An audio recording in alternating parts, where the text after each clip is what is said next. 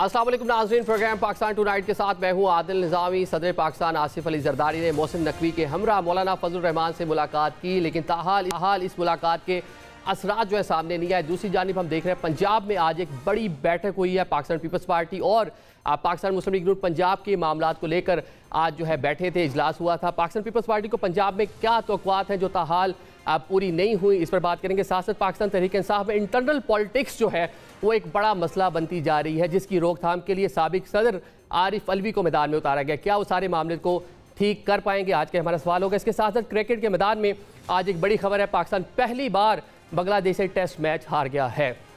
इसको भी डिस्कस करेंगे। अपने मेहमानों का तारुफ करवाऊँ, हमारे साथ मौजूद हैं स्टूडियोज़ में अहमद साहब, लाहौर से हमें ज्वाइन करेंगे नसरुल्लाह मलिक साहब, जबकि कराची से हमें ज्वाइन करेंगे जनाब सीनियर सहाफ़ी मज़हर अब्बास साहब। मलिक साहब, आपसे बात का आगाज़ करते हैं। ये बता दें, लाहौर में आज जो बैठक हुई है, क्या चाह रही है पाकिस्तान पीपल्स पार्टी हुकूमत से जो अभी तक पूरा नहीं हो रहा पंजाब में? शुक्रिया आदर। देखिए, बुनियादी मसला ये है पाकिस्तान पीपल्स पार्टी का। पीपल्स पार्टी ये समझती है कि वो चूँकि हुकूमत के इत्तेहादी हैं, हुकूमत को उन्होंने सपोर्ट किया, जिसके नतीजे में शहबाज शरीफ साहब वज़ीर-ए-आज़म बने हैं। अब पंजाब के अंदर उन्हें अकोमोडेट किया जाए, पंजाब के अंदर उन्हें स्पेस दी जाए। और पंजाब में स्पेस का मामला ये है कि न सिर्फ डेवलपमेंट के फ़ंड्स दिए जाएँ, बल्कि जो ख़ास तौर पर जनूबी पंजाब है वहाँ पर ट्रांसफ़र जो पोस्टिंग है तैनाती अफसरान की, वो पीपल्स पार्टी की मर्ज़ी के साथ हों। अब पंजाब हुकूमत जो है वो मरीम नवाज़ साहबा की क़ियादत में वो ये कोशिश कर रही है कि अब इस बार जो है वो ट्रांसफ़र पोस्टिंग अरकान असम्बली की बजाय जो बेरे किसी उनको एडवाइस कर रही है उसके मुताबिक हों। और आपने देखा होगा ज़्यादातर पोस्टिंग्स जो हैं उससे अपने अरकान असम्बली को, मुस्लिम लीग नवाज़ के लोगों को भी दूर रखा गया है। अब पीपल्स पार्टी के लिए ये काबिल कबूल नहीं है। पीपल्स पार्टी ये चाहती है कि जिन हलकों से वो जीते हैं या जहाँ पे उनके मजबूत उम्मीदवार हैं वहाँ पे कम से कम उन्हें पावर शेयरिंग के मुताबिक उनको सपोर्ट मिले, उनको डेवलपमेंट फ़ंड में जो है प्रॉपर हिस्सा मिले, और साथ ही साथ अफसरान उनकी मर्ज़ी में हों। अब मुल्तान शहर में देखिए, जहाँ यूसुफ ज़ा गिलानी साहब अपनी नशिस्तें भी जीते हैं, वहाँ पे अगर वो अफसरान होंगे जिनके बारे में पीपल्स पार्टी को ये शिकायत हैं कि भाई हमारी मर्ज़ी के मुताबिक काम नहीं होते, तो ये बुनियादी मसला ये है। इसके अलावा कोई ऐसी कोई नज़रियाती लड़ाई नहीं है, ना पीपल्स पार्टी के माबैन, ना मुस्लिम लीग नवाज़ के माबैन। ये अनफॉर्चुनेट है, पाकिस्तान की सियासत जब इत्तेहाद बनते हैं, इत्तेहादों में पार्टियाँ अपने सियासी मफादात पेश नज़र रखती हैं और उन मफादात के बुनियाद पर ही वो इत्तेहाद भी करती हैं। तो मेरे ख्याल में ये कुछ ज़्यादा देर लड़ाई चलने वाली है नहीं। ये ऐसे नशिस्तें होंगी, उसमें फिर मामला कुछ सेटल हो जाएंगे। लेकिन कई माह गुजर गए हैं इस पूरे मामले को, ताहाल ये चीज़ें सेट क्यों नहीं हो पा रही? इस पर मतलब देखते हैं बयानबाजी भी हो रही थी, बल्कि मुल्तान का भी आपने तस्करा किया, वहाँ पर एक डिस्ट्रिक्ट कोऑर्डिनेशन कमेटी बनी, एक MPA को वहाँ उसका हेड लगा दिया, यूसुफ ज़ा गिलानी जो चेयरमैन सेनेट थे उनका मेंबर बना दिया गया। इस पर भी तहफ़्फ़ुज़ात थे पाकिस्तान पीपल्स पार्टी को। देखें, यही मसला है पीपल्स पार्टी का। पीपल्स पार्टी चाहती है अगर आप अपने अरकान असम्बली को इंचार्ज लगा रहे हैं, जैसे मुख्तलिफ हॉस्पिटल्स हैं वहाँ पहले कुछ MPAs की जिम्मेदारी लगा दी गई पंजाब में कि ये इन अस्पतालों की निगरानी करेंगे, उस पर ब्यूरोक्रेसी के अंदर से भी बड़ी रिजल्टमेंट आई, जिसके बाद पंजाब के सेक्रेटरी हेल्थ के साथ जो है वो पंजाब हुकूमत के इख्तलाफात हुए और फिर उनको जाना पड़ा। एक्चुअली मसला ये है, सियासतदान ये समझते हैं कि ये तमाम इदारे, पुलिस हो, हॉस्पिटल्स हों और जो नीचे इंतज़ामी अमूर हैं, ये अरकान असम्बली के पास हों। पीपल्स पार्टी चाहती है अगर ये स्पेस PMLN को मिलती है तो फिर हमें क्यों ना मिले। तो पीपल्स पार्टी उन हलकों में जहां उनके लोग जीते हुए हैं वहां अपने लोग लगवाने में मुझे लगता है कामयाब हो जाएगी। ठीक है खावर कुमन साहब, हम देख रहे हैं कि ये भी हिस्ट्री है कि 10 सीटों के साथ CM भी बन जाता है। इनकी तो 14 सीटें हैं, लेकिन कुछ अभी तक मिल नहीं रहा उस तरह से पीपल्स पार्टी को पंजाब में। देखिए, मैं ये सुन के मलिक साहब की ये जो इन्फॉर्मेशन है, मैं तो हैरान परेशान इस बात पे हो रहा हूँ कि पाकिस्तान का इस वक्त सबसे बड़ा मसला क्या है? पोस्टिंग ट्रांसफर्स है। पाकिस्तान का इस वक्त सबसे बड़ा मसला है आपका IMF के साथ डील फंसी हुई है। आप मतलब बड़ा बेयरली सर्वाइव कर रहे हैं, आपको $26 बिलियन आपने वापस करने हैं, वो मसाइल हैं। आपके मुल्क के अंदर लॉ एंड ऑर्डर की जो सूरत हाल है, गुज़श्ता रोज़ आपने देखा वहाँ पे कच्चे के इलाके में जो कि सिंध और पंजाब का बॉर्डर है, बलूचिस्तान मिल के साथ बड़ा मैं अच्छा होता आज ये मुलाकात होती। उसके बाद जो वहाँ से प्रेस रिलीज निकलती जो निकली है, मुझे नहीं पता उसके ऊपर क्या लिखा है, उसमें ये बताया जाता है कि पंजाब और सिंध के चीफ मिनिस्टर साहिबान जो हैं उन्होंने ये इरादा किया है कि हम मिल के अब ये जो कच्चे के पक्के डाकू वहाँ पे बैठे हुए हैं उनका हम पक्का इलाज कर लेंगे।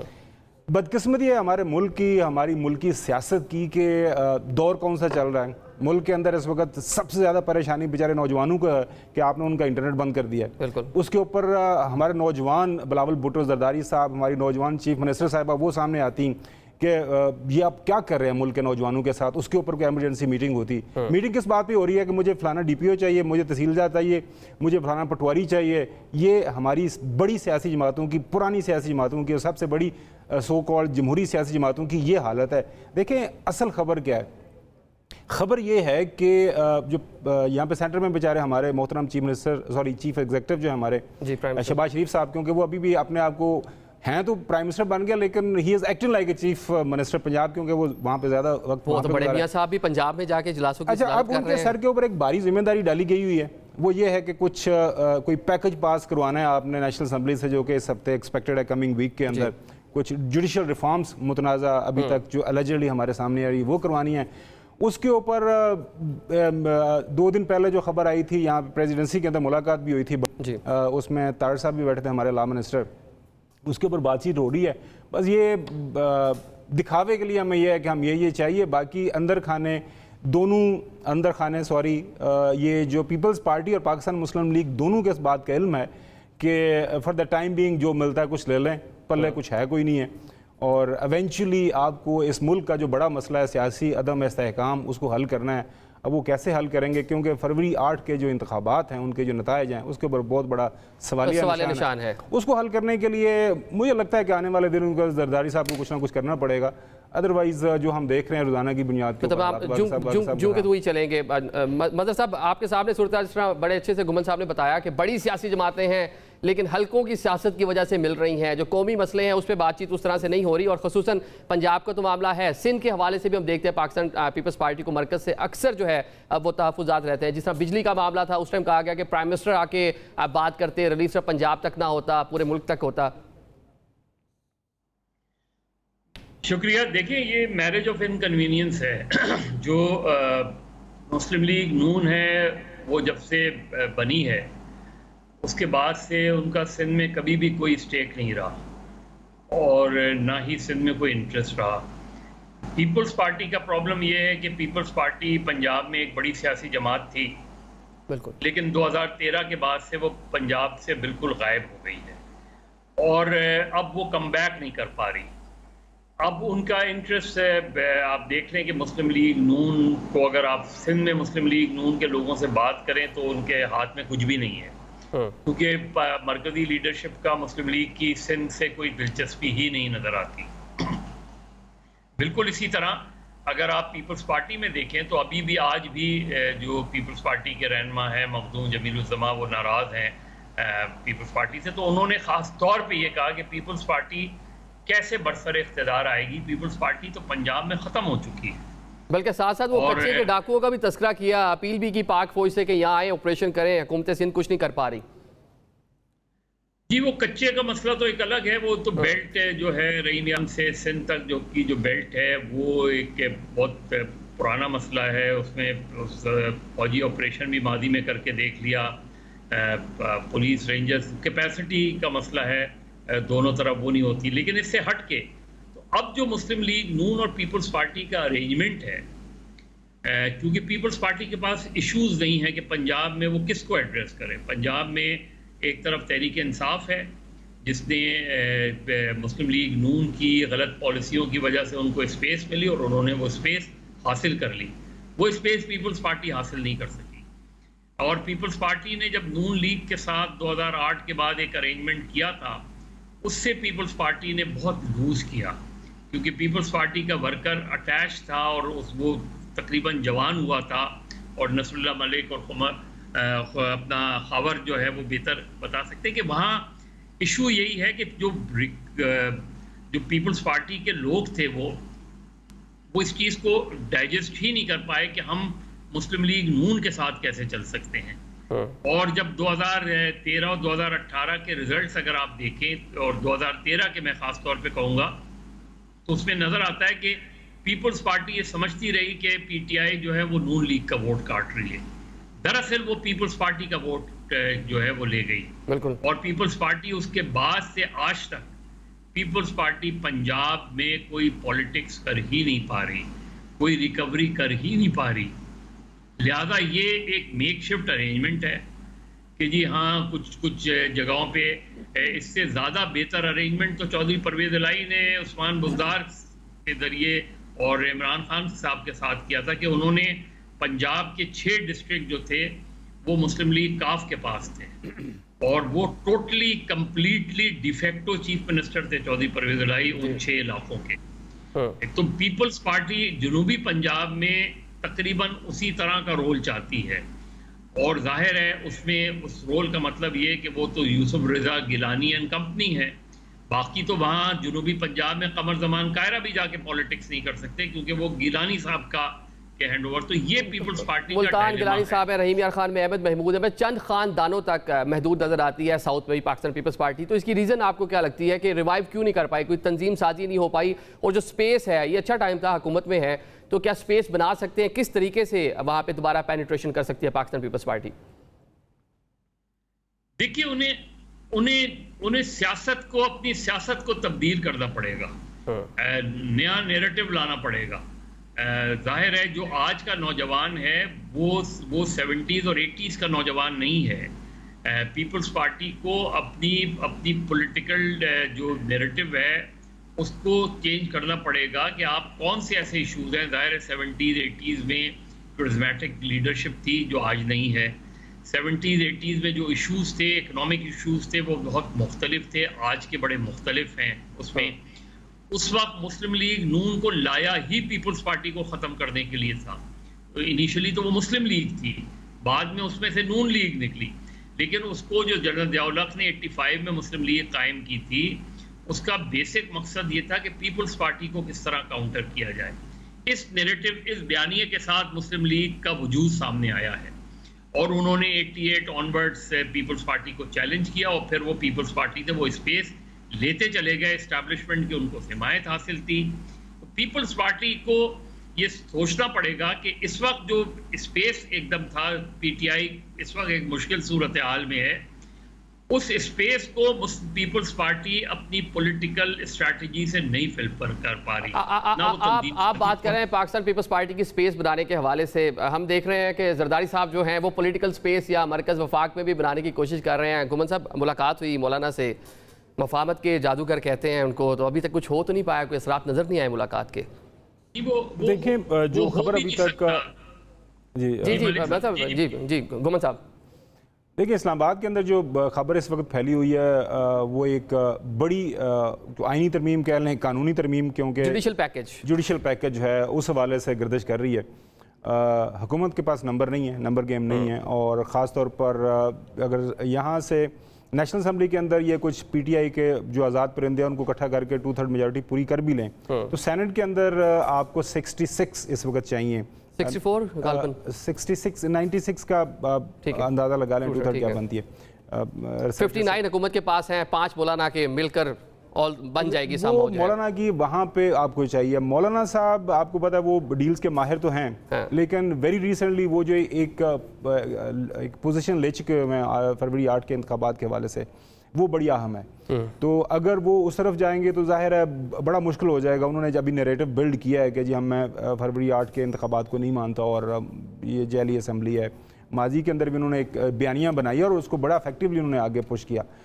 तो असल जो है मुलाकात उस हवाले से है। इतलात यही है कि फिल वक्त जो है जो जमीयत उलमा इस्लाम ने इनकार किया है, लेकिन जिस तरह आपने अर्ज़ किया कि जो है वो इम्पॉसिबल को पॉसिबल करने के माहिर हैं जरदारी साहब। वो क्या आपको ऑफ़र करते हैं, क्या पाकिस्तान मुस्लिम लीग नून वो उस डील का हिस्सा बनेगी?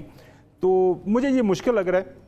रात को मैं सुन रहा था कि इन्फॉर्मेशन मिनिस्टर भी कुछ क्लैरिफाई कर रहे थे, उनके पास ज़्यादा इन्फॉर्मेशन तो नहीं होती, बाद में पता चलता है कि वो आ गई कहीं से कोई पैकेज आ जाएगा, तो क्योंकि सेशन तो कॉल हो गया। बिल्कुल। सो अब देखना पड़ेगा कि उस हवाले से क्या बनता है। फिल वक्त मैंने जिस तरह अर्ज़ किया ना, आप इस्लामाबाद के अंदर आप जितने MNAs सारी पॉलिटिकल पार्टी से, इनका पर्टिकुलरली नून लीग और पीपल्स पार्टी के लोगों से जब बात करते हैं, उनके अंदर एक लेवल ऑफ अनसर्टेनिटी है। वो ये है कि क्योंकि सिस्टम जिस अंदाज से ये जिसको बिल्डअप किया गया, जिस तरह जो स्पोर्ट्स सिस्टम है, इसको साइडों पे जो लगाए गए हैं बांस तंबू कराते हैं, जो भी फेंसिंग जो की गई है वो बड़ी बड़ी शेकी है। वो किसी भी टाइम जो ऐसा लगता है वो गिर जाएगी, लिहाजा उसके ऊपर वो इन्हिसार नहीं कर रहे। ठीक है, अब देखते हैं कि आने वाले दिन ये तो हो गया। चले हुकूमत के साथ मामला, पाकिस्तान तहरीक इंसाफ से मिल रहे हैं, सिर्फ पार्लियामान तक वर्किंग रिलेशन रखने की बात कर रहे हैं।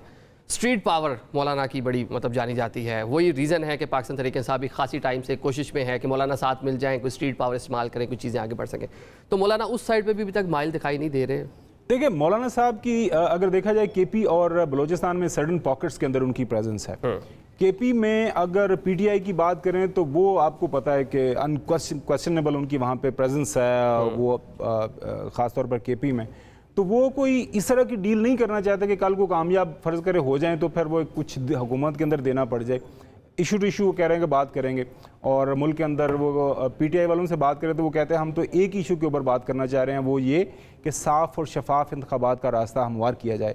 अब मौलाना साहब वो रास्ता हमवार करने के लिए तो तैयार हैं, लेकिन वो कह रहे हैं कि जब मैं रास्ता ये हमवार कर दूंगा, उसके बाद जब मंजिल मकसूद पे जब हम पहुंचेंगे तो वहाँ पे पहुँच के फिर उसका भी पीडीएम के 16 माह वाली हुकूमत वाला मामला ना हो जाए ना। सदर थे पीडीएम के, एंड में उनको उस तरह से उनका हिस्सा नहीं मिला। मौलाना साहब ने कहा कि माजी के अंदर जो हमारे तजर्बात रहे इत्तेहाद के, वो ज़्यादा उससे हमें कोई अच्छा तजर्बा नहीं मिला, लिहाजा वो उसके ऊपर गिव एंड टेक कर रहे हैं। इवेंचुअली जो मैं देख रहा हूँ इस्लामाबाद के अंदर जो इस वक्त सियासत है बहुत ज़्यादा शेकी है, और पाकिस्तान की सियासत के अंदर कुछ बड़ी तब्दीलियाँ जो आने वाले दिनों हफ्तों के अंदर होने वाली हैं। ठीक है, अब वो किस अंदाज से होती हैं, वो क्या होगी, चलें इस पर बात करेंगे। नसरुल्लाह मलिक साहब, मौलाना वाज़ेह पोजीशन क्यों नहीं ले रहे? दोनों जानिब खेल रहे हैं, मेल मुलाकातें कर रहे हैं, लेकिन सिर्फ पार्लियामान तक पाकिस्तान तहरीक इंसाफ को सपोर्ट करते नजर आ रहे हैं।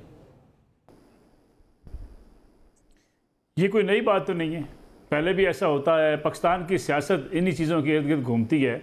अभी जो खबर कुमर साहब बात कर रहे थे, देखें पाकिस्तान में अगर आप माजी की तारीख उठाकर देखें, जनरल कमर जावेद बाजवा साहब की एक्सटेंशन थी, सारी सियासी जमातें इकट्ठी हो गई थी। बिल्कुल, ये सियासी जमातें आपकी कंप्रोमाइज्ड हैं, और ये हर वक्त तलाश में रहती हैं कि कहीं ना कहीं कोई ऐसा पैकेज मिल जाए जिसके नतीजे में वो अपना वजन दूसरे पल्ले में डालने को तैयार होती हैं। यही तो वजह है, एक सियासी जमात जब इक़्तिदार से निकल जाती है तो उसे याद आता है कि एस्टैब्लिशमेंट का किरदार नहीं होना चाहिए, एक्सटेंशन नहीं होनी चाहिए, उसके बाद जो है सियासी जमातों को मिलजुल कर अपने मसाइल हल करने चाहिए। लेकिन इक़्तिदार में आने के बाद उसे ये सारी चीज़ें नज़रअंदाज इसलिए करनी पड़ती हैं कि वो अपने मफादात समेट चुकी होती है। हमारी सियासत कंप्रोमाइज्ड है, हमारी मीडिया, हमारा सहाफ़त हमारी कंप्रोमाइज्ड है, हम जितनी मर्जी आंखें चुरा लें। लेकिन सवाल ये है कि क्या असूल की बुनियाद पर ये चीज़ें होती हैं, इत्तेहाद बनते हैं अपने मफादात के लिए। और ये जो तरामीम भी की जा रही है, इनका खबर गुमन साहब जिक्र कर इस्लामाबाद में बड़े चर्चे हैं। आप मुझे बताइए, क्या माजी में ऐसा नहीं होता रहा? यानी इसी जस्टिस काजी फायज ईसा साहब को हम निकालने के चक्कर में थे, उस वक्त हमारे लिए बड़े ये गलत किस्म के इंसान करार पाए थे। यानी प्रॉब्लम ये है कि उस वक्त बाद में कह दिया गया नहीं जी हम तो नहीं चाहते थे, यार अलवी साहब नहीं चाहते थे, लेकिन किसी ने कह दिया था। भाई किसने कहा था आपसे? आप उस वक्त बोल पड़ते। यानी जब आप इक़्तिदार से निकलते हैं, और इक़्तिदार में आने के लिए आपको इस्टेब्लिशमेंट चाहिए होती है। यानी पाकिस्तान की तारीख में सच्ची बात यह है, हर किसी ने इस्टेब्लिशमेंट के कंधे इस्तेमाल किए हैं, लेकिन जिस तरीके से इमरान खान साहब ने तारीफ़ें की हैं आर्मी चीफ की, शायद इतनी तारीफ़ें पाकिस्तान की तारीख में रिकॉर्ड पर मौजूद नहीं होंगी कि वो कौम का बाप है। कमर बाजवा साहब जमहूरियत पसंद हैं, कमर बाजवा साहब हुकूमत की सपोर्ट कर रहे हैं, पैसे भी वो ला कर दे रहे हैं। शहबाज शरीफ साहब बहुत ज़्यादा तारीफ़ें करते हैं, लेकिन अगर पूरे बयान निकाल कर देख लें, शहबाज शरीफ साहब का भी मुकाबला नहीं हो सकेगा इमरान खान साहब के साथ।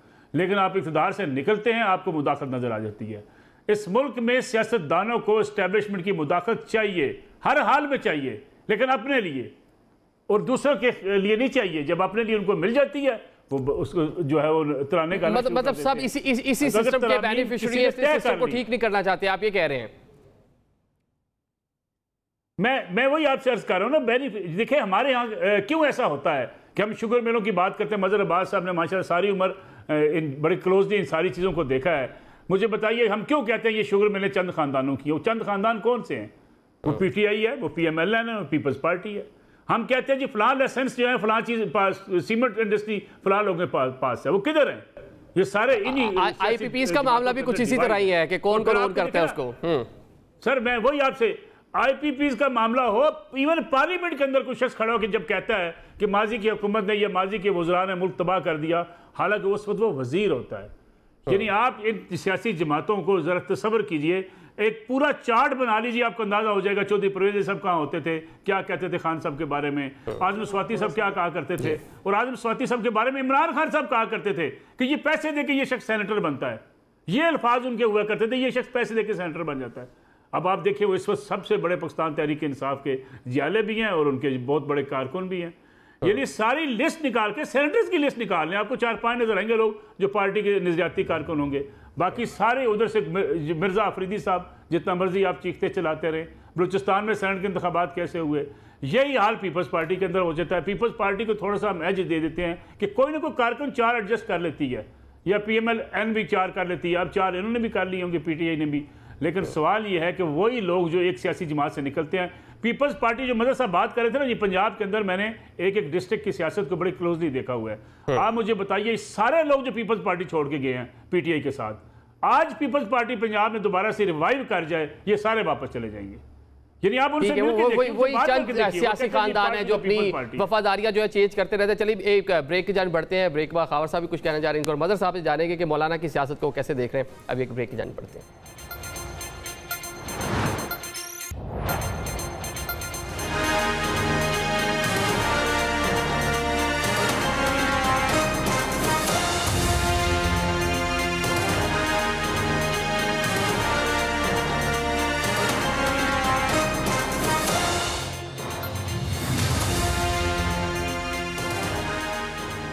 Welcome back after the break. Programme के सिलसिले को आगे बढ़ाते हैं। जैसा ब्रेक से पहले बात कर रहे थे, मौलाना मानेंगे या नहीं मानेंगे, जरदारी साहब क्या करेंगे। मदर साहब क्या लग रहा है, मौलाना क्यों इस तरह उनकी पोजीशन वाज़ेह नहीं है? और सेकेंडली ये भी बता दें कि आरिफ अलवी साहब पाकिस्तान तहरीक इंसाफ के जो मसाइल हैं उसके हल के लिए आए हैं, ताकि जो अंदरूनी मसाइल हैं उनका हल हो सके। कर पाएंगे सारा मामला ठीक हो? देखिए, मौलाना फजलुर रहमान की पॉलिटिक्स को 2013 के बाद से बहुत झटका लगा। जाहिर है उनका KP में एक बड़ा स्टेक था, बिल्कुल, जो 2013 से अब तक वो खुद अपनी सीट उनको निकालनी मुश्किल हो जाती है। और JUI जनरली जो है वो हम KP में देखें तो बल्कि बलूचिस्तान में शायद ज़्यादा उनकी बेहतर परफॉर्मेंस हो रही है बनिस्बत KP के। लेकिन मौलाना फजलुर रहमान और आसिफ अली जरदारी की मुलाकात, देखिए आईनी तरमीम तो बहरहाल नहीं होती। हाँ, कानून साजी हो सकती है और कानून साजी के लिए आपको 2/3 मेजॉरिटी की ज़रूरत नहीं होती। लेकिन आइन में तरमीम के लिए 2/3 मेजॉरिटी की, दोनों हाउस की अलग अलग 2/3 मेजॉरिटी की ज़रूरत होती है। तो आईनी तरमीम तो मुझे नहीं लग रही कि आईनी तरमीम आ रही। लेकिन क्या कानून साजी से जो चीज़ें हासिल करने की ख्वाहिश है हुकूमत की, वो पूरी हो पाएगी? देखिए, उसमें मुझे नहीं पता कि इनकी क्या ज़ाहिर चीज़ें सामने नहीं आई हैं।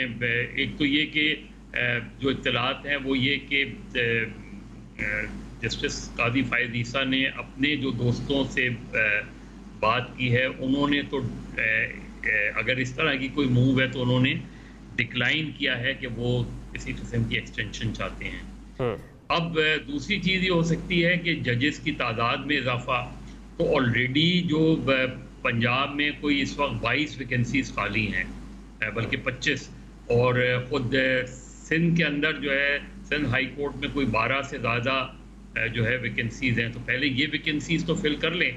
सुप्रीम कोर्ट की अगर जजों की तादाद बढ़ाई गई तो वो मेरा ख्याल है बहुत अच्छा मैसेज नहीं होगा, क्योंकि हम बिल्कुल पॉलिटिसाइज ऑलरेडी जो सुप्रीम कोर्ट है उस पर, चाहे वो ये आज की सुप्रीम कोर्ट हो या माजी की सुप्रीम कोर्ट हो, तो सुप्रीम कोर्ट पर ऑलरेडी पॉलिटिसाइजेशन का जो है वो जो है दाग आ गया है।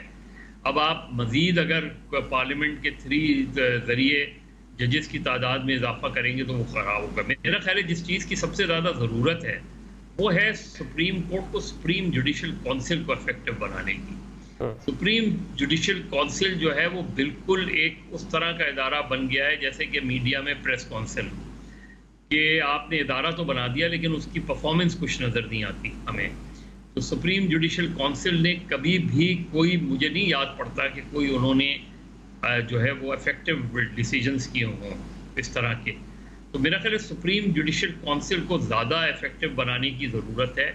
अब अगले जो चीफ जस्टिस हैं मंसूर अली शाह साहब, देखिए कादी फायद ईसा के फैसलों से इख्तलाफ हो सकता है और होना भी चाहिए, जैसे ख़ास तौर पे इलेक्शन सिंबल के मसले पे। लेकिन एक चीज़ जो कादी फायद ईसा ने की है जो जस्टिस बंदियाल साहब ने नहीं की, वो ये कि उन्होंने सुप्रीम कोर्ट को एक बहुत ही ऑर्गेनाइज इदारे के तौर पे उन्होंने अपने ऊपर अपने इख्तियारात उन्होंने जो है वो सुप्रीम कोर्ट के सुपुर्द कर दिए। सुओ मोटो अब चीफ जस्टिस नहीं लेता, सुओ मोटो अब एक कमेटी लेती है। उन्होंने लार्जर बेंच, फुल कोर्ट, ये चीज़ें हमने जस्टिस बंदियाल के दौर में नहीं देखी। वहाँ एक क्लोज डोर शॉप हमें नज़र आती थी जस्टिस बंदियाल में कि 3 और 5 जजेस के अलावा कोई जो है वही जजेस हर बेंच में बैठे हुए नज़र आते थे। लेकिन यहाँ हमें ये नहीं नज़र आता, और जिसका नुकसान खुद फायद ईसा साहब को हुआ उसमें। ठीक है, लेकिन ये क्रेडिट उनको देना पड़ेगा कि उन्होंने सुप्रीम कोर्ट को ज़्यादा डेमोक्रेटाइज किया, ज़्यादा कॉन्स्टिट्यूशनली सुप्रीम कोर्ट को और ज़्यादा एक्सपेंड किया, और फुल कोर्ट मीटिंग भी हुई सुप्रीम कोर्ट की, और फुल कोर्ट बेंच भी बने सुप्रीम और साथ में बाजी की गलतियां भी मान ली है। भुट्टो साहब वाला जो रेफरेंस था उस पर भी जो राय है वो अच्छी चीज़ है, वो भी एडमायर की जाएगी। जी, इसको गालिबन आगे बढ़ाया जाएगा। तो मेरा ख्याल है अगर पार्लियामेंट, सुप्रीम कोर्ट को पार्लियामेंट को टच नहीं करना चाहिए, ठीक है, सुप्रीम कोर्ट को खुद अपने आप को बेहतर बनाना चाहिए, तो ज्यादा चीजें बेहतर हो सकेंगी। और उसमें सुप्रीम मौलाना फजलुर रहमान की पॉलिटिक्स बहुत कन्फाइंड हो गई है। मौलाना देखिए, सिर्फ स्ट्रीट पर 50,000 लोग लाके खड़े करने से इश्यूज आपके सॉर्ट आउट नहीं होते। मौलाना फजलुर रहमान को वो ग्राउंड गेन करने पड़ेंगे जो वो केपी में लूज कर गए हैं पिछले 10 सालों में, और वो लूज कर गए हैं पीटीआई के हाथ। और उसकी रिवाइवल के लिए वो शायद पीटीआई के साथ मिल नहीं सकते। पीटीआई उनकी ओपोनेंट है वहाँ पे, ठीक है, वहाँ पे उनको पीटीआई के एंटी इलेक्शन लड़ना है, उन्होंने ठीक हो गया। जी बदर साहब, जो तीसरा आपका सवाल है कि पीटीआई के अंदर क्या हो रहा है, और आरिफ अलवी साहब ने बहुत स्मार्टली इन किया है अपने आप को पीटीआई में वापस, वरना आरिफ अलवी साहब पर खुद बहुत तनकीद हो रही थी पीटीआई के अंदर। तो उन्होंने बड़ी स्मार्टली वो खेले, जिस तरह फवाद चौधरी साहब खेल रहे हैं कि वो मौजूदा जो लीडरशिप है पीटीआई की उसको वो नहीं तस्लीम करते, लेकिन वो मुसलसल इमरान खान साहब के हक में भी बात कर रहे हैं, उनके हक में ट्वीट भी कर रहे हैं, वो सारी चीज़ें कर रहे हैं। तो आरिफ अलवी साहब अब इसमें कामयाब हो गए हैं कि मौजूदा लीडरशिप उन पर एतमाद कर रही है, और उस एतमाद के नतीजे में अब अलीमा खान साहबा जो पॉलिटिक्स कर रही हैं उसकी मुझे समझ में नहीं आ रही। क्या वो अमली तौर पे तहरीक इंसाफ का हिस्सा बनना चाह रही हैं? तो बनना चाह रही हैं तो वो तहरीक इंसाफ पे बाज़ाब्ता तौर पे शमूलियत इख्तियार करें। यानी सिर्फ आप इमरान खान की बहन हैं ये काफ़ी नहीं है, ये काफ़ी नहीं है तहरीक इंसाफ की पॉलिटिक्स के लिए। तो अगर अलीमा खान एक सोलो फ्लाइट में इमरान खान की रिहाई के लिए कोई मुहिम चलाती हैं तो वो दरअसल तहरीक इंसाफ को डैमेज करेंगी। अलीमा खान साहिबा को तहरीक इंसाफ का या तो वो हिस्सा बने उसका, और या वो एक भाई और बहन की रिलेशनशिप। लेकिन बानी पीटीआई जो खानदानी सियासत है उसके वजह से डिस्करेज भी करते रहे माजी में, उसके खिलाफ भी रहे हैं, इसलिए उन्होंने ज्यादा जो फैमिली के लोग एक्टिव नहीं होने दिया उनको। अच्छा, खावर गुमन साहब, क्या लगता है बड़ा टास्क दिया गया है आरिफ अलवी साहब को, पूरा कर पाएंगे? क्योंकि मुश्किलात बहुत ज्यादा है, बहुत ज्यादा डिवीजन है पाकिस्तान। वैसे मुझे अब कोई डिवीजन नज़र नहीं आ रही है, वो मतलब कि पाकिस्तान तहरीक इंसाफ के अंदर। सवाल पहला, क्या जिस तरह अभी मज़हर साहब बात कर रहे थे, अलीमा साहब के पास कोई पार्टी के अंदर पोजीशन है? जवाब है नो। क्या जो बुशरा बीबी साहब हैं उनके पास पार्टी के अंदर या कोर कमेटी के अंदर या किसी जगह के ऊपर पोजीशन है? नो। वो एक बहन जो है भाई का कंसर्न लेके, ज़ाहिर है साल से अंदर बंद है, वो रोज़ाना जाती हैं, मिलती हैं, ख्वाहिश है कि जो बाहर निकलें, और उनकी ख्वाहिश है, वो नाराज़ भी होती हैं party is not doing enough कि जी वो बाहर आ सकें, तो उसी के ऊपर अपना इजहार करती हैं। बुशरा बीबी का जहाँ तक ताल्लुक है, ज़ाहिर है वो जब मीडिया ऑक्यूपाई करती हैं या वहाँ पे कोई ख़बरें शबरें आती हैं दाएं बाएं से, हम देख रहे होते हैं, और वो जिस तरह कल भी हम देख रहे थे, पता नहीं को व्हाट्सएप के जी आप ये बात सही है गलत है, तो वो एक बीवी का कंसर्न है अपने मियाँ के लिए। मैं नहीं समझता है कि किसी भी मौके के ऊपर knowing little bit Imran Khan कि वो इन दोनों को पार्टी के अंदर कोई ओहदा देंगे। ये आपने दो ग्रुप्स या दो माइंडसेट आपने बताया, तीसरा एक और भी ऐड कर ले। केपीके में क्या हो रहा है? केपीके में अली बिन गंडापुर गुड गवर्नेंस के हवाले से कमेटी का इजलास बुला रहे हैं, बयान हल्फी सिग्नेचर करवा रहे हैं कि बड़ी अच्छी गुड गवर्नेंस है, उस पर भी तहफ़्फ़ुज़ात आ रहे हैं। जो पीटीआई की एक अच्छी बात है ना, जब इनकी पीछे हुकूमत यहाँ पे वफाक के अंदर रही, तो I used to cover the prime minister office, तो वहाँ पे इनकी लड़ाई झगड़े वो काबीना मीटिंग के अंदर भी होते रहे, और बड़े टका के आप फैसल वाडा से या बाकी लोगों से पूछें तो वो एक दूसरे के वो दस्तों गिरबां हुआ करते, तो ये उनका एक कल्चर है। और वहाँ पे अब जाहिर है केपी के अंदर अब जो गंडापुर साहब हैं वो एज ए रिप्रेजेंटेटिव अब बानी पीटीआई ने उनको अपॉइंट किया हुआ है, तो वो उन्होंने अपनी वहाँ पे परफॉर्मेंस तो दिखानी है। वहाँ पे सबको पता है कि आतिफ हाँ एक साइड पे हैं, दूसरे ये एक अलहदा ग्रुप है, तो आपस में उनकी चलती ही रहती है। लेकिन जो पाकिस्तान के अंदर ये इस तरह की सारी जो सियासी बातें हैं ना, सब टाइमिंग देखे ना, बानी पीटीआई जेल में हैं, उनको बाहर लेके आने के लिए आपने कोई तहरीक चलानी है, कोई जलसा जुलूस दिन देते हैं, बैकफुट पे चले जाते हैं। देखिए पाकिस्तान के अंदर जो सारी सियासी जमातें हैं ना, नून लीग के अंदर मोहतरम नवाज शरीफ साहब जो कहेंगे वही होगा। बिलावल भुट्टो जरदारी साहब का जो फैसला होगा वो हरफ आखिर होगा। जिस दिन इमरान खान एक फाइनल कॉल दे देंगे ना, वो किसी दिन जेल से कह देंगे कि भैया मैंने बड़ी कोशिश कर लिया, सब बातचीत भी करके, पैगाम रसानी भी करके, इसके बाद जो है मेरी तरफ से टोटल ना है, आप सड़कों पे निकलें और हमने बस मज़ाहमत के ज़रिए ही जो अपने जो कानूनी मसाइल उनका हल तलाश करना है। मेरे ख्याल में मौजूदा हालात को अगर सामने रखें तो PTI is playing good strategy. Courts के अंदर अपनी जंग लड़ रहे हैं, पार्लियामान के अंदर लड़ रहे हैं, पार्लियामान के बाहर वो एक कॉल देते हैं 8-10 दिन की पहले बता देते हैं। आपने देखा पूरा पंजाब बंद हो गया, पूरा आपने देखा रात को अनाउंसमेंट होगी कि सुबह आपने बच्चों को स्कूल नहीं भिजवाना, खुदा न खास्ता एज एफ के सुबह को इस्लामाबाद रावलपिंडी के ऊपर को हमला हो गया, तो वो गवर्नमेंट को पैनिक में डाला हुआ है। तो वो ये I don't think so there is a grouping within the PTI। वो ये कोई बड़ा मसला नहीं है। जो कंसर्न्स हैं, जो बयानबाजी होती रहती है, क्योंकि सबसे बड़ा मसला इस वक्त ये है कि एक ग्रुप मिल के आता है बानी PTI से या खान साहब से, वो बाहर आता है, वो कहता है जी हमें कायद की तरफ से ये हदायत आ गई है। दूसरा मिल के आता है, वो जाके अपना रोना रोते हैं, वो कहते हैं जी वो तो हमें बानी PTI ने ये कह दिया। तो तीसरा जाता है तो वो अपना दैट ऑफ इशू, ये कम्युनिकेशन का मसाइल है। वो मेरे ख्याल में अगर वो कल कलां को बाहर आ जाते हैं, जो कि फिलहाल शारियत हमें नहीं मिल रहे, तो ये मसाइल हल हो जाएंगे। Coming back to the original story हम बात कर रहे हैं, देखें हम बड़े ही कन्वीनियंटली माजी के कुछ वाक़यात को सामने रख लेते हैं। उस वजह से मैं जो मेरी जो आर्गूमेंट में लेना चाहता हूँ उसकी सपोर्ट में एक आध मैं उसके वो जो वाक़े को सामने रख दूँगा। पाकिस्तान का मौजूदा हालात में सबसे बड़ा मसला क्या है? मसला ये है कि आपके हमसाये में 4 हफ्तों पर मुश्तमिल इलेक्शन होता है इंडिया के अंदर। बिल्कुल एक हल्के के ऊपर एतराज़ नहीं होता, सारे लोग रिजल्ट मानते हैं, पार्लियामान का हिस्सा बनते हैं, मुल्क आगे बढ़ता है। हमारे सिर्फ 7-8 अरब डॉलर हैं फॉरेन एक्सचेंज रिजर्व्स, इंडिया के 750 अरब डॉलर के फॉरेन एक्सचेंज रिजर्व्स हैं, मुल्क आगे बढ़ता है। आपके अंदर जो सबसे बड़ा मसला है वो है आपने एक साफ और शफाफ इंतखाबात का तरीक़ाकार तय करना है। वो मलक साहब भी ठीक बात कर रहे हैं कि हम जो सियासी जमातें हैं वो जो उनके हक में चीज़ें आती हैं वो मान लेती हैं, जब तक ये रूल्स ऑफ द गेम नहीं तय करेंगे। बेनिफिशियरी 2013 देख लें, 18 देख लें, बेनिफिशियरी चेंज होते रहे हैं, वो चलते रहे, वो फिर जब अपोजिशन में जाते हैं फिर मुझे क्यों निकाला। 2012 के अंदर आपको पता नहीं है असर खां केस वो आ गया था, सुप्रीम कोर्ट का फैसला आ गया, वो सारी चीजें अंदर उसके अंदर लिखी हुई हैं। अब उसके ऊपर कोई अमल दरामद करे तो फिर वो कायद जो है हमारे लाहौर में बैठे वो भी फंसते हैं। लिहाजा हमें आगे की तरफ बढ़ना है, हमारे सियासतदानों को देखना है कि खुदारा दुनिया बहुत आगे बढ़ गई है। जमहूरियत चाहिए तो जमहूरियत लोगों के वोट से आएगी, जमहूरियत नहीं चाहिए, हमें चाइना का मॉडल चाहिए या हमें UAE का मॉडल चाहिए या फिर हमें सऊदी अरेबिया का मॉडल चाहिए, तो वो फिर कर लें फैसला। दुनिया बड़े मॉडल मौजूद हैं, कोई जेन्युइन तरीके से कोई भी अडॉप्ट कर ले ताकि चले लोगों को रिलीफ मिल सके, क्योंकि आवाम मुश्किलात का शिकार है। मलिक साहब, आप देख रहे हैं कि पाकिस्तान तरीके साहब में डिवीजन है, आरिफ अलवी साहब क्या लगता है कि मामला ठीक कर पाएंगे? सेकेंडली 2 दिन बाद लाहौर में जलसा है, हो पाएगा इस बार जलसा? देखिए, मेरे ख्याल में जलसे के रास्ते पर रुकावटें तो खड़ी होंगी, ऐसा नहीं होगा कि जलसे को रोकने की कोशिश ना की जाए। दूसरी बात यह है कि देखिए इस बात को भी हमें मान लेना चाहिए कि PTI के ऊपर दबाव आया, गिरफ्तारियां हुई, उनको जलसे करने से रोका गया, तो PTI भी परफॉर्म नहीं कर पाई। सारी सियासी जमातें रोकी जाती रही। माजी में क्या होता नहीं था? क्या मुस्लिम लीग नवाज के जलसे नहीं रोके जाते रहे? क्या मियाँ 12 अक्टूबर 99 के बाद ये नीला गुंबद के हर रोज़ वहाँ सार नहीं पड़ते थे? क्या यहाँ जावेद अशरफ को गोली लग के शहीद नहीं हुए थे?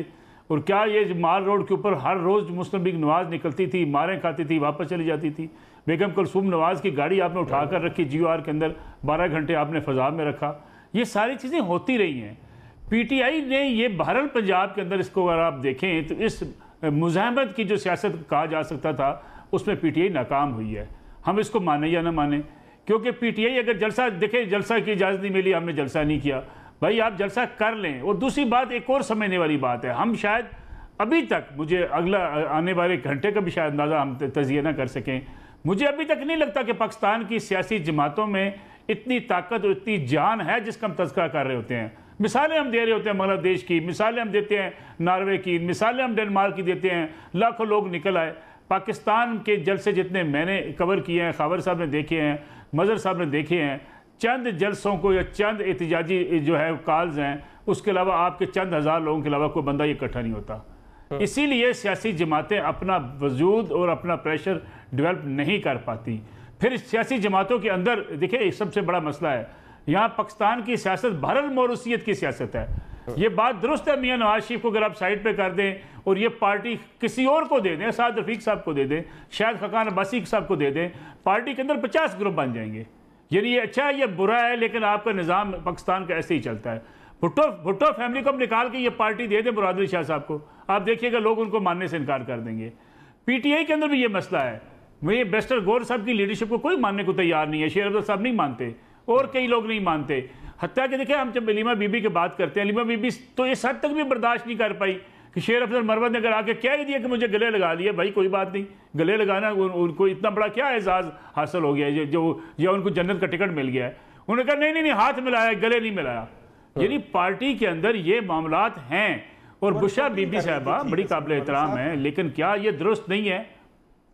नहीं, मैं गुजारिश करूँ आपसे, देखें बुशा बीबी साहबा भी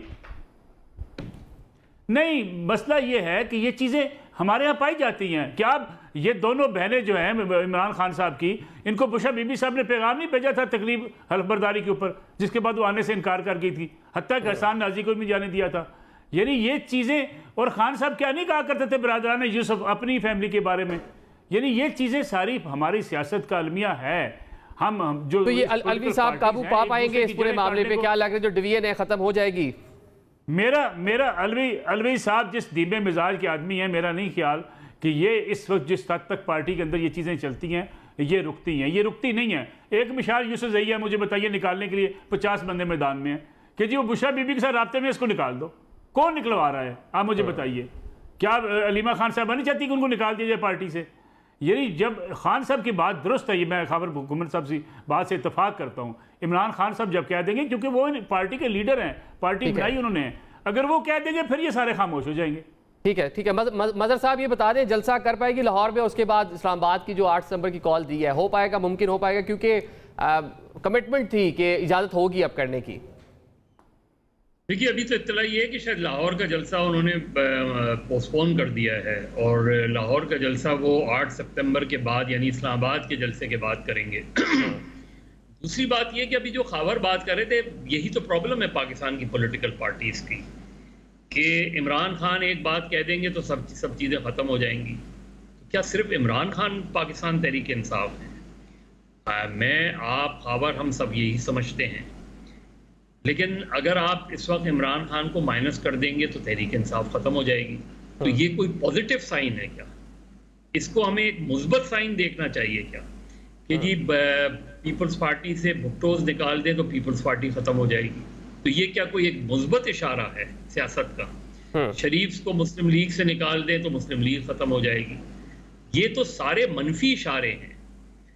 ये तो इशारे देते हैं कि पाकिस्तान की पॉलिटिकल पार्टीज मैच्योर्ड ही नहीं हो पाई, उन्होंने वो सियासी जमातें बन ही नहीं पाई।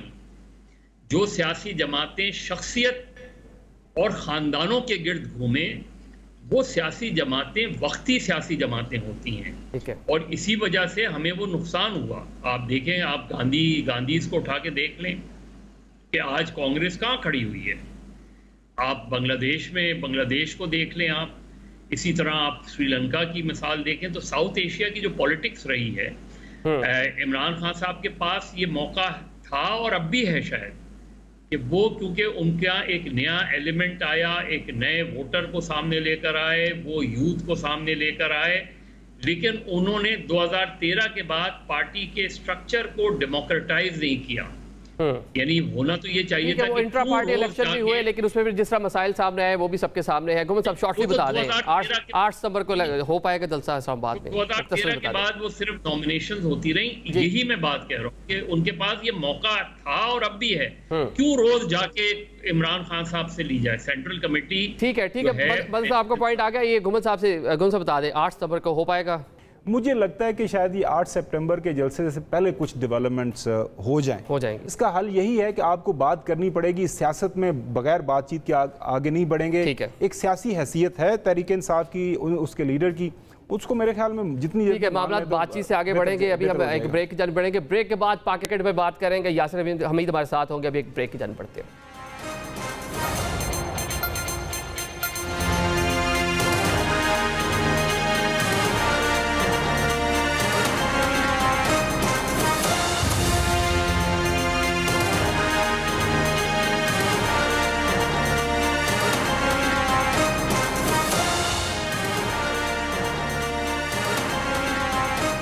Welcome back after the break. Programme के सिलसिले को आगे बढ़ाते हैं, जरा क्रिकेट की बात कर लेते हैं। क्रिकेट के मैदान से अफसोसनाक खबर है, पाकिस्तान क्रिकेट टीम आज बांग्लादेश से टेस्ट मैच हार गई है। तारीख में पहली बार बांग्लादेश पाकिस्तान को टेस्ट मैच हराने में कामयाब हो गई है। इसी पर बात करते हैं, यासिर हमीद साहब हमारे साथ मौजूद हैं। यासिर साहब, बहुत शुक्रिया ज्वाइन करने के लिए। हार की वजह क्या लगती है आपको? टेस्ट मैच सबसे पहले तो चले हम टॉस से स्टार्ट करते हैं। टॉस का जो एडवांटेज था वो बांग्लादेश ने उसको अवेल किया। मॉइस्चर था शुरू में पिच में और उन्होंने टॉस जीत के पहले बॉलिंग की, जिसका उनको जो रिजल्ट्स है वो मिले। 16 पे 3 आउट हो गए थे हमारे, लेकिन सऊद शकील और रिजवान ने सेंचुरीज की। बहुत अच्छी इनिंग खेली सऊद ने, उसके साथ साइम ने बहुत अच्छा जो है स्टार्ट लिया, 50 किए उन्होंने। थोड़ा सा मैं समझता हूँ कि डिक्लेरेशन भी सही थी पाकिस्तान की, पॉजिटिव मूव थी, क्योंकि उसमें यही आइडिया था कि उनको वो आउट करें। लेकिन हमें क्रेडिट जो है वो बांग्लादेश को देना पड़ेगा। मैच से पहले जो अतर अली खान का जो मैं प्रीव्यू देख रहा था, उसमें उन्होंने एक बात की थी कि वी विल सरप्राइज और we will make history this time, और वो बड़े कॉन्फिडेंट थे अपने अल्फाज में और बड़े प्रिसाइज थे। तो वो चीज़ उस वक्त मैं देख रहा था, आई वाज वाचिंग दैट, और मैं सोच रहा था कि यार क्योंकि वो उस बंदे की बड़ी स्ट्रगल है, बड़े अरसे से वो बांग्लादेश टीम के साथ है। रिमेंबर जब 21 साल पहले इसी डेट में मैं टेस्ट मैच खेला था बांग्लादेश के अगेंस्ट, तो वो मैच हम लोग जीते थे और 21 अगस्त को ही शुरू हुआ था 2003 में, और उसमें फॉर्चुनेटली अल्हम्दुलिल्लाह मैं मैन ऑफ द मैच हुआ था, जिसमें 2 सेंचुरीज भी मैंने की थी। तो उस वक्त भी टीम का स्पिरिट बहुत अच्छा था, क्योंकि वो ऑस्ट्रेलिया से आए थे, और जो नेक्स्ट टेस्ट मैच था हमारा मुल्तान में, उसमें ऑलमोस्ट वो जीत चुके थे हमसे, बट इंजी भाई ने बड़ी जबरदस्त इनिंग खेली वहाँ पे। 100 किया था उन्होंने और हम लोग वो मैच विनिंग इनिंग खेले थे। उस वक्त भी ये जीत सकते थे। देखिए, क्रिकेट में आप जीतता वो है जो कि उस डे पे अच्छा खेलता है, और क्रिकेट जो है वो उसी को बैक करती है, उसी को फेवर करती है जो 100% अप्लाई करता है अपने आप को और सिचुएशन के मुताबिक खेलता है। मेरे ख्याल से पाकिस्तान जो हमारी जो मैनेजमेंट है उसने थोड़ा सा उन्होंने ट्रिक मिस की है कि उन्होंने जो स्पिनर हैं एक स्पिनर नहीं खिलाया, 4 फास्ट बॉलर्स के साथ गए। सबसे पहले तो मैं समझता हूँ शाहीन अफरीदी एक्सपीरियंस बॉलर है, उन्होंने काफी विकेट्स लिए पाकिस्तान के लिए, वो तो ठीक है। नसीम शाह है, वो he has also a very good track record और बड़े टैलेंटेड फास्ट बॉलर है, तेज भी हैं। लेकिन उसके साथ साथ 2 और यंगस्टर डाले और वो भी फास्ट बॉलर। मतलब ये कि जो हमने प्लानिंग की थी कि फास्ट बॉलर के साथ बाउंसर मारकर यॉर्कर मारकर उनको पकड़ लेंगे, पकड़ नहीं पाए, नाकाम हो गए फास्ट बॉलर। आज हमने देखा पूरे मैच में। देखें, टेस्ट मैच में अगर बैट्समैन ये सोच ले कि मैंने बाउंसर को नहीं खेलना और उसको मैंने छोड़ना है, तो बॉलर कुछ नहीं कर सकता। फिर वो अगर 3 फील्डर्स भी यहाँ पे लेता है, अगर जिस तरह मुशफिक रहीम को, उसकी हाइट भी छोटी है, थोड़ा सा शॉर्ट ऑफ लेंथ बॉल उसको वो छोड़ देता था। तो वो तो स्ट्रेटेजी मेरे ख्याल से आप छोटी टीमों के अगेंस्ट करते हैं, जो बिल्कुल ही जिस तरह बहुत छोटी टीमें होती है। बांग्लादेश का अब एक्सपीरियंस इतना हो गया कि वो भी एक स्ट्रगल करके और उसके वो रिजल्ट्स उनको देखें आज मिला है उनको। This big day for Bangladesh cricket. मैं मतलब मेरी तरफ से मुबारकबाद है बांग्लादेश की टीम को, जिन्होंने आज हिस्ट्री क्रिएट की है। और ठीक है, चेयरमैन पीसीबी ने भी मुबारकबाद दी है। चलिए, मामला हो गया, कहाँ सर्जरी की कहाँ जरूरत है? T20 वर्ल्ड कप में हम हार गए, जो सूरत हाल थी आपको पता है, अमेरिका में जिस तरह हमने परफॉर्म किया, अभी उसके बाद एक बड़ी सीरीज, तो क्या कहते हैं इसके ऊपर कि कहाँ सर्जरी की जरूरत है? देखिए, सर्जरी तो अपने अपने हेड्स में ही जरूरत है, और मैं समझता हूँ कि हर किसी को खुद रियलाइज करना चाहिए, सेल्फ असेसमेंट करनी चाहिए, और टेस्ट मैच में आप फॉर ग्रांटेड नहीं ले सकते चीज़ों को। अब आपके पास अगर एक ऐसा बॉलर है जिसने टेस्ट मैच में 10 आउट किए हुए हैं, तो आप किस तरह उसको, और इसी ग्राउंड पे उसने फर्स्ट क्लास में अपनी टीम को चैंपियन बनाया, सिंध की टीम को 35 आउट किए थे, 36 आउट किए थे उसने 9 मैचेस में काजान ट्रॉफी के। तो मेरे ख्याल से सारी चीजें देखें, कोई रेलिवेंसी नहीं थी कि उसको ड्रॉप करे, सारी चीजें रेलिवेंट थी कि वो खेलता ये टेस्ट मैच। और बांग्लादेश अगर स्पिनर्स को अच्छा खेलते हैं तो उस पर वो गलती भी करते हैं। अब ये तो नहीं होता कि अगर आप कोई प्लेयर अगर स्पिनर पे अच्छा खेलता है तो वो स्पिनर से आउट नहीं कर सकता। मेरे ख्याल से थोड़ा सा माइंड सेट का मैं समझता हूँ कि थोड़ा जो माइंड सेट है वो इतना ऑप्टिमिस्टिक नहीं था इस टेस्ट मैच में जाने के लिए।